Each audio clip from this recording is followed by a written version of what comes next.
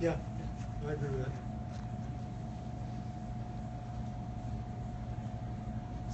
Seemed like you guys were able to play a lot better during the last two periods, didn't necessarily get a lot of shots. But Yeah, I would. There's a little bit too much of a turnover back and forth. Second period for me. The third didn't feel like that. Obviously, Kevin, we're disappointed with the way Minnesota State showed why they're champions in our league, and at least to us. I don't want to speak for the other 8 teams, but they came into this night ready for a battle, and they took it to us in the first period. And our guys, how we're not ready. Again, we're still not ready to be who we say we want to be, and that's disappointing. But I did think we settled down. I'd like to see us take advantage. We didn't have many opportunities, but I know we had a couple pretty good ones, and we're just not bearing down around the other team's net. Tonight, we didn't. And that's especially in a night where you're struggling to find some type of momentum. We need somebody to make a play around the other team's net. Chris Nell held us in there and did everything he could do. I've never seen a home team get bounces like we get. That bounce in the first goal hit the boards in our own rink and came out to the front and went in. And Chris had no chance on the tip. So the goals he had no chance on. He was great as far as I'm concerned. He kept it at 2-0. Could have been way worse.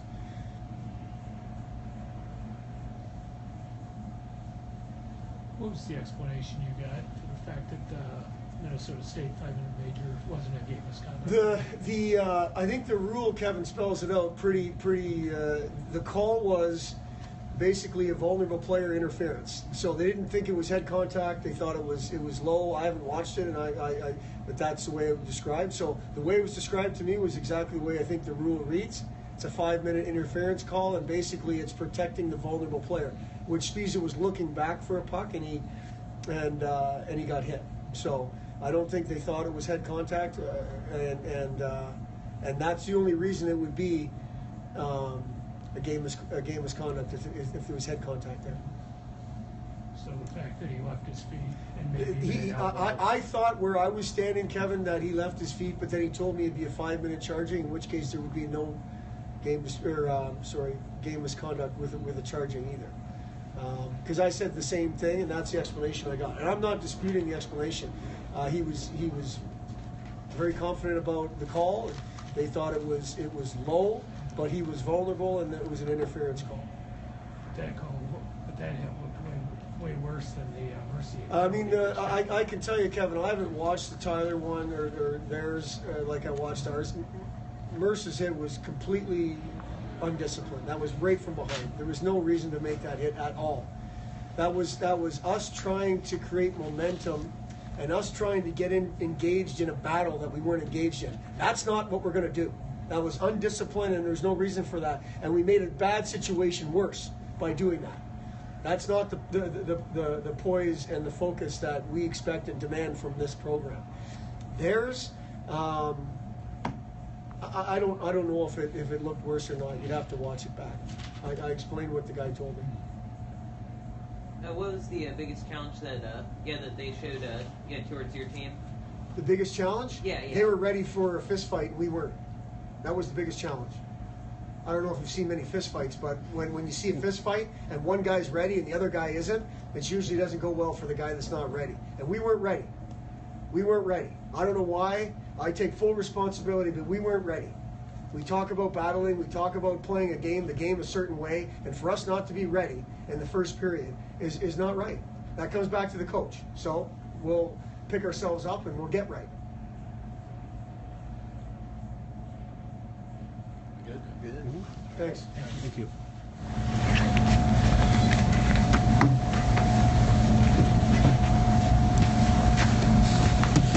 All right, you guys got questions for Ben Murphy? When you get down to that last point there, you got 10 seconds left on the clock. You guys are 5-on-5, but with an empty net. Is that just all desperation there at the end of the game, trying to get whatever you can on the net? Yeah, instinct. And that's kind of where the bag skates and the extra work and all those things kind of take over. And it's kind of just, like you said, desperation and instinct taking over. just how did that play kind of unfold from where you were standing after Cooper dove to keep the puck in? What did you see that was going on behind the net?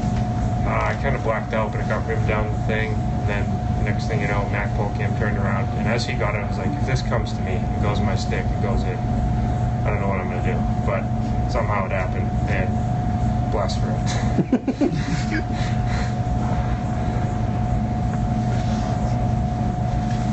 Did you black out on celebration too? Yeah, I was. Yeah, kind of. Yeah, it was good. It was a good thing for the guys, for the team, is to battle back like that. To have one period, first not so hot, the second a little bit better, and the third kind of trying to compile the first and second together to string together a tie. It was good to just get all that together. I think that's kind of what the emotion was. Just kind of. We fought back again, you know. You personally, can you remember, kid, anytime, can you remember scoring a goal that late in a game to tie it? Yeah. Yourself? Yeah, we played Alaska last year, and it was like, I don't know, within the last 5 minutes, and it was like the tying, or like the we were down 2 and we ended up tying. And it was the same similar play. Kid turned around, there's the player, threw it up the middle. I happened to be standing there, you know. I don't even know if I knew what I was doing. I just happened to be on the ice a little bit. Thank you. You know, right place, right time, you know. How do you explain the slow start tonight, given that both teams know what's at stake and you guys are looking to, challenge Minnesota State? Yeah, to be honest, I wish I had an answer for you, but I don't know. I think they're playing Minnesota State. They're a good team. You know, they got a pretty good track record. I think to not be ready to go is, I don't know. I don't know why we weren't ready to go. I don't know why we weren't hungry. We're at home, It could have and should have, I think, been in our favor. We could have, stepped up and, threw the first couple of punches, so to speak. But I don't really have an explanation other than we battled through it and got through it once again. And for you personally, how does it feel to score the tying goal? You've had a difficult first half to get a goal like that. Yeah, I think that's kind of where he was asking. I think that's where that came from. Just kind of a little bit of relief, and like to get rewarded like that, or to get a, to just get a bounce is great. But I think collectively, as a whole, it's nice, because we're all battling, we're all putting in effort. Everyone's trying to grind through it and trying to figure out and right the ship, and keep pushing through the adversity that we've been through practice and through a little bits here in the first half. And it's nice for someone to, it just happened to be me, to get the ship.